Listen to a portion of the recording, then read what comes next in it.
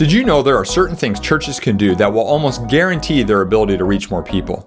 The question is, what are those things? Well, stay tuned because in this episode, we're going to share 4 habits of growing churches that will help you reach more people and see greater influence in your community. Here we go.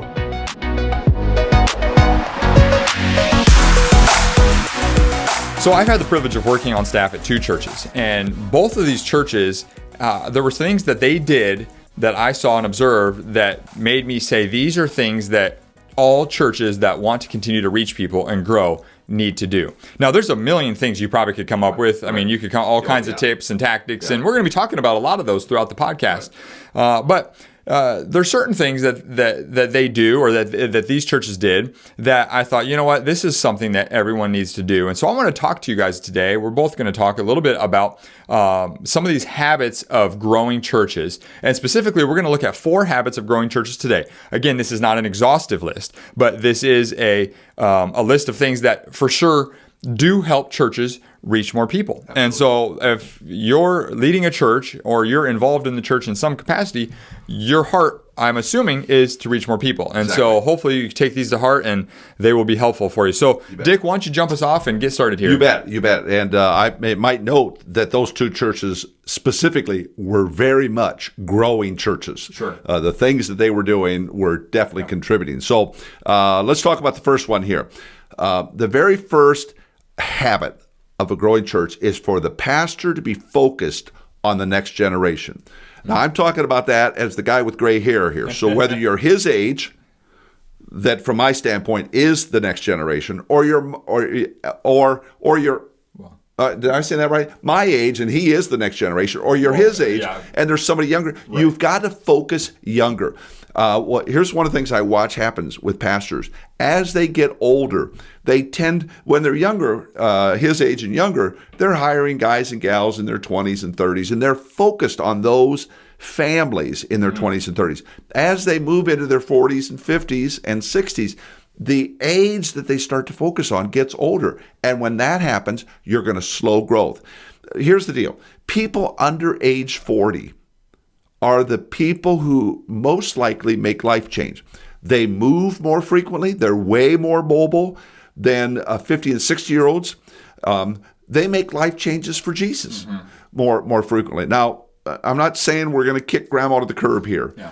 But you've got to focus on where people are going to be at spiritually and in their life's journey. And I'm just telling you, people under age 40 is where that's happening. Yeah. Pastors who focus there are going to be positioned. Their churches are going to be positioned to grow. And I would mention that on reaching these young families that I think, and I don't have the stat in front of me, but I want to say it's something like 85% of people who follow God were exposed to or made a decision in some capacity to follow God between the ages of 4 and 14. Yeah, right. Like 4-14 window. So it's like, you have to be reaching out. Okay, so let me ask you though, well, then what do you say to people that are like, well, what about the older generations, the people that are your age? How does the church, we don't just ignore them. No, but here's the deal. If you focus on older people, fact of life, you will only get older people. Okay, why?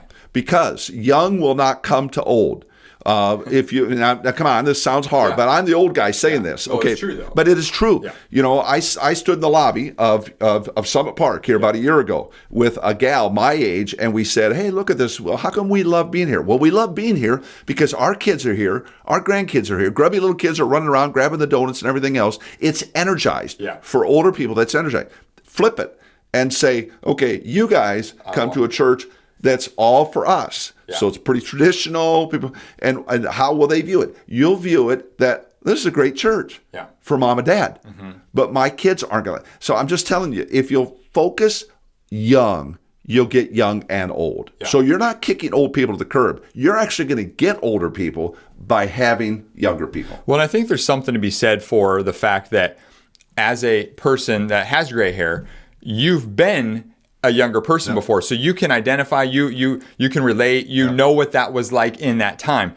As a person who's in my 30s right now, I don't know what it's like to be a 6-year-old. I mean, I look at you as my father, but I've never been there, haven't had that experience, and so naturally I'm like, well, doesn't feel like that's something I want to be a part of. Right. So, but the reverse is true. Yeah, exactly. Yeah. It exactly All is. right. Well, we probably could do a whole episode on that. We probably should do a whole other. That's right. We really should. Okay. What's the second one? Okay. So the second thing, completely different, is that a church has a kids pre-registration process in place.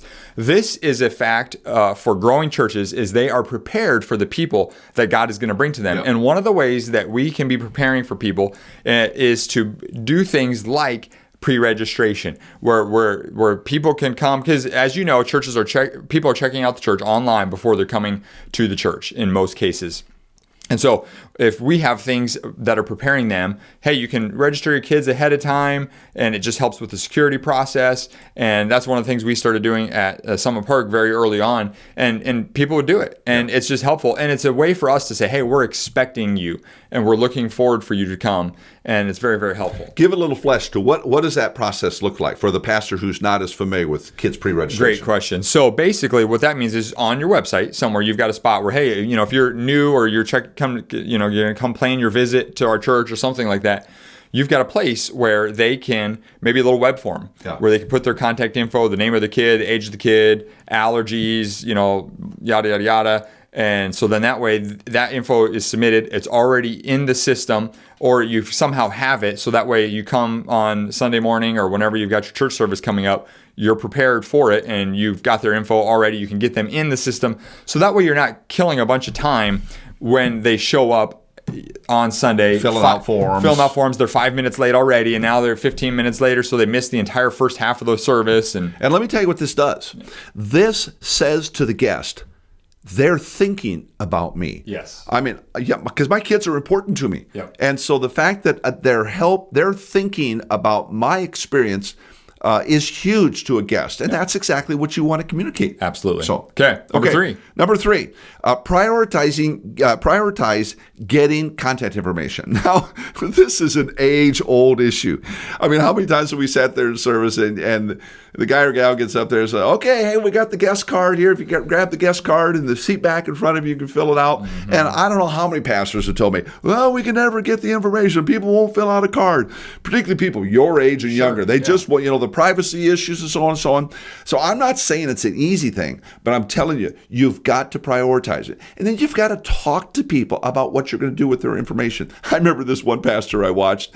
I think it was yours. I think it was Pastor Scott one time said, now listen, we're not going to be stalking you, and he's having just some fun. But we want to build relationship with you. And so in order to do that, we got to be able to contact you. I think Ryan Wakefield, was the one who used the illustration, when from a guy standpoint, when you see this girl, then you meet this girl and you want to talk to this girl and you're back in the dating mode, and you want to be able to talk to her again.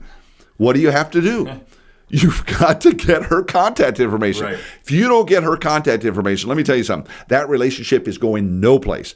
And that's true in the church as well. Yep. So you've got to have ways, got to have creative ways to say that to people.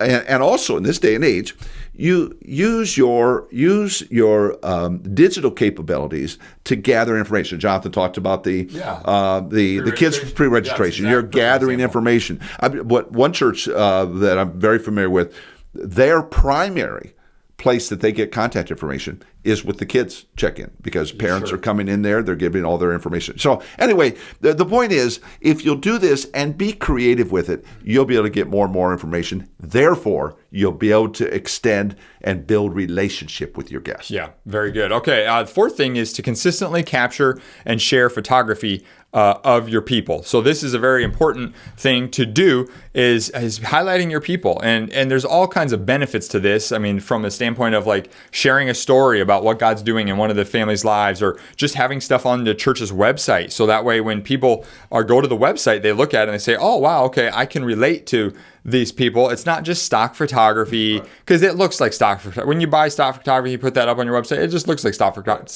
photography. And so you want to get photographers, recruit people. This could be a volunteer ministry. In fact, my wife Ashley, she's a part of our photography team here at Summit Park, because she likes to do it. She's been learning photography. It's something of interest to her, and it's a way for us to be able to help reach people, because they are seeing highlights of what's happening in the church, and it's a way to reach out. Now, Oh, you're going to say something. Well, I was just going to say, did I have that? I'm going to say something. You had that look. You had that look. You know, there are ways that you want to protect yourself legally with this. I don't know what you guys do there at Summit Park, but the people are either signing off forms or they'll have statements on the wall that said, by you coming into this space, you're consenting to have your picture taken. So if anybody's worried about, we're taking pictures of kids, you want to cover all your bases on that, but it can be done, and it needs to be done. Yeah, and you'll have to probably even talk with an attorney if you've got someone in the church or whatever to figure out what's the best way to do that. Exactly. In fact, we actually talk more about these, what I would call ways to market the church, in episode 37. And so that's coming up here, and I want to make sure that you check that out, of 4 ways that we're going to talk about of how to market the church. And this photography thing kind of plays into that. And so that's why I wanted to mention that here. But Dick, why don't you give us a quick recap? You bet. Okay, here are the 4 things we talked about. That the first, in terms of the habits of growing churches. And again, remember, this is not an exhaustive list, but here are 4 to get you started. That the pastor is focused on Gen Z, millennials, and young families. And I don't think I emphasized it strong enough, but when we said it, but the pastor has to be focused on it. I don't care if you're his age, my age, older, younger. The pastor has to be focused on that. Number 2, the church has a kids pre-registration process in place. Number 3, the church prioritizes getting content information. And number 4, the church consistently captures and shares photography of their people. And so I hope you found those 4 things helpful today. You know, one of the things that Jonathan and I are regularly working to help you with, and that is to help you grow. You know, we put this podcast together to talk about topics relative to habits for a growing church, but it all starts with you. And one of the things we encourage you to do is take advantage of the 4 Secrets Masterclass that Jonathan put together here recently. We've had a lot of great feedback on it. Just go to Leaders.Church/secrets, and you can get signed up for that free Masterclass. It's about, how long is it? It's just under an hour. Just under an hour long, and it's going to be extremely high value to help you as a leader. Because as you get better, the church can get better. Yeah. So we really thank you for being with us. Thank you for watching or listening today. And we encourage you to whatever podcast platform you're on that you subscribe. This helps us. And if on YouTube, subscribe to that as well. And you'll be continually getting updates as to when new content is coming out. You know, and rate and review us on Apple Podcasts. If you would, that's a great help to us. Helps us spread the word. In fact, I'm going to give you, we got a review from ASRTEX.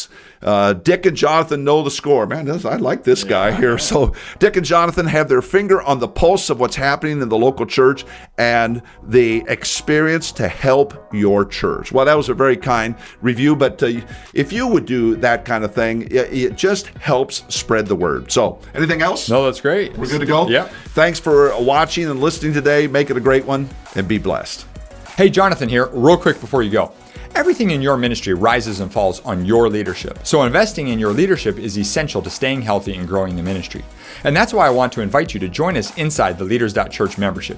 This online streaming service for pastors gives you access to more than 300 videos plus training material to level up your leadership and improve your ministry skills. If you'd like to do that, I want to invite you to go to Leaders.Church/boost. Again, that's Leaders.Church/boost. Well, thanks again for joining us on the Church Tips Podcast. We'll look forward to seeing you next time.